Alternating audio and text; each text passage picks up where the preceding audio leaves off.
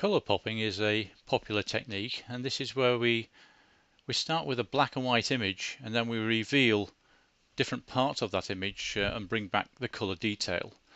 So I'm just going to show you in this video how we can do that in Camera Raw. Now we can't just go to the hue, saturation, luminance and convert to grayscale, because if we do that and then we go to our adjustment brush, our local adjustment brush, we don't have the saturation slider available. It's grayed out, and so we can't actually bring back any color information.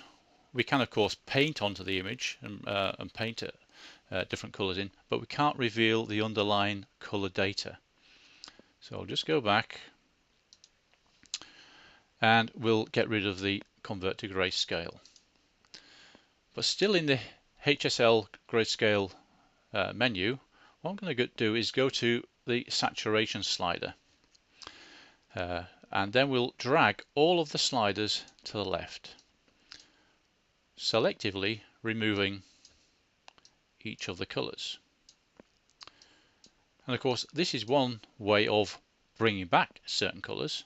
You can see we now have got a grayscale image, a basic grayscale image, but we can, if we drag the orange slider to the right, we can selectively reveal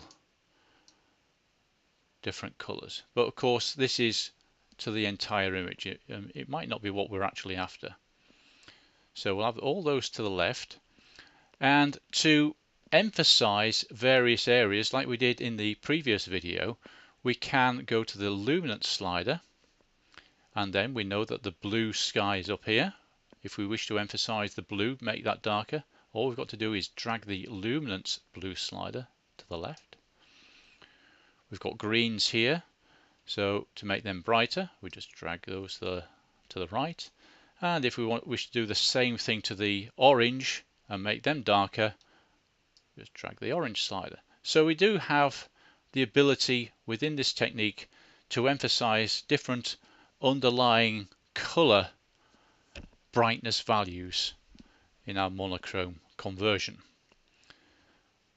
The hue slider doesn't appear to do much in this rendition here, but we'll come back to that shortly. I'll just centralize that. We can then go back to our basic panel, make any adjustments we wish within here, just as we can do with any with the normal grayscale adjustment. So if we want to maybe just darken that down a little bit, bring back a bit more detail into the highlights by dragging the highlight slide to the left, shadow slider to the right, we can check the clipping, press the Alt key. There we go, press the Alt key. So we know we've got a nice tonal range within the histogram here.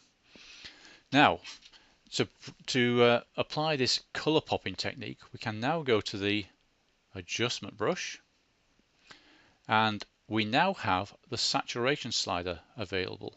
And if we drag the saturation slider fully to the right, of course we could do a smaller adjustment if we wish, but just to emphasize this effect, I'm going to put that to 100%. We can change the brush size by right bracket the keyboard bracket key, or the left keyboard bracket key, and if we click and drag, we are revealing the underlying color data wherever we wish. So if we wish to go to, say, the kids here, oops, zoom into them, make our brush a little bit smaller, we can change the feather size. I'm just going to do this in a very rough fashion. Okay, so hopefully you take a little bit more time over that. But we've basically color popped his shirt here. Okay. Now we could actually go back to our HSL panel, go back to the hue sliders, and we can actually change the colors with that slider there. Let's go back to the full size. And the same with the orange. We can go to the orange slider and change that. Okay, So we have got the ability to color pop within an image, and we've got quite a lot of flexibility with the way we render these colors. And of course, because these are adjustment brushes, if we don't like the effect, we just select the adjustment brush and delete and start again. We don't have to apply the full amount of saturation, so if we drag that to the left, it will just reveal a little bit of color. And of course we can just adjust that. We can have as many brushes as we wish, so a new brush, and we can select the blue sky, drag the saturation down. We can of course make the feathering a lot more subtle.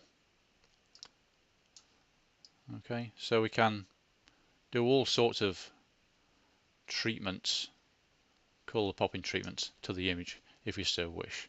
So hopefully that's given you an idea how we can actually create a color popped image within Adobe Camera Raw.